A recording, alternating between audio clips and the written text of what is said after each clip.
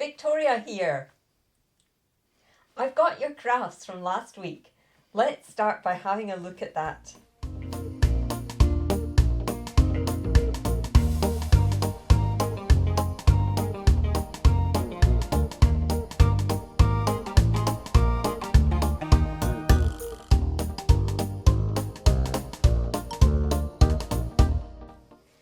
That was excellent. We have some very good crafters here. Oh, Miss Victoria, you promised to tell us the end of the Joseph story. That's right. Well, as Joseph said, there was a famine in Egypt after 7 years, but Joseph had stored up plenty of grain during the good harvests, so the Egyptians still had enough food to eat. Meanwhile, back in Canaan, there was a shortage of food too, but Jacob, Joseph's dad, heard that you could get food At Tesco's! No, there was no Tesco's in Egypt. So he sent his 10 oldest sons to the king of Egypt's palace to buy food. Who do you think they had to speak to there? The Burger King? No, Joseph. Oh, right. He recognised his brothers, but they didn't know him because he had grown up. And he was wearing Egyptian clothes. So he didn't let on that he knew them. And instead, he said that he thought they were spies. He said that to prove they were honest, they had to go back home and fetch their little brother Benjamin. And meantime, he would keep one of them prisoner to make sure they returned. Why did he do that? Maybe to test them, to see if they'd changed their ways since plotting to kill him many years before.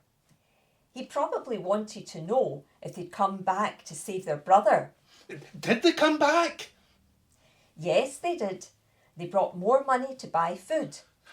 When Joseph saw his little brother, he began to cry and had to hide his face. Like that. Okay. So, when it was time for them to leave again, Joseph had one of his men put his own silver cup in Benjamin's bag. Then he had his men follow his brothers and catch up with them. They said they suspected one of the brothers had stolen a silver cup. They searched all the bags and, of course, found the cup in Benjamin's bag. Was Joseph getting his own back and his brothers? Wait and see.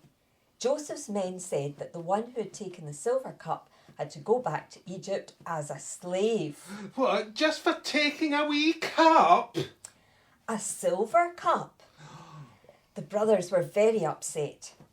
They wouldn't let them take Benjamin back to Egypt on his own, so they all went back and were brought in front of Joseph.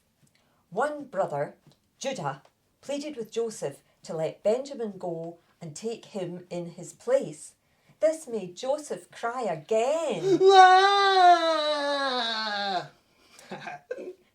He knew now that his brothers had learned their lesson, so he told them who he really was. He said, "I'm Joseph." By day and a crime-fighting superhero by night.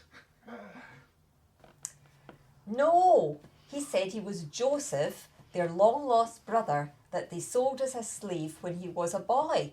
The brothers were in shock. But Joseph told them it was okay. He said that he forgave them. He said to them, "You planned evil, but God worked it all out for good." How could it be good? God was in control of everything. Despite the bad choices of Joseph's brothers, and the woman who told lies about Joseph, and the waiter who forgot all about Joseph, God made something good happen, something good for the whole country. Because Joseph was able to store up all that food in Egypt and save all these people from dying of hunger. Right. Then they all hugged each other. And later on, Joseph's dad joined them in Egypt too. And they all lived, sometimes happily and sometimes not so happily, ever after. That's right. But they remembered that God can work good. Even out of something bad. I hope you remember that too, Barney. And everyone watching. Good, yes, I will. Oh, have you got a craft we can do? Of course. I thought you could colour in pictures of Joseph and all his brothers. Joseph has a headdress and a collar to make him look a bit more Egyptian. There's a template for all the wee figures. That's great. Should the boys and girls email us their crafts? Yes, boys and girls. Send them to the usual email address and we'll try to show them next week in our last episode of Crafty Sundays for now. See you then. Bye. Bye. Bye.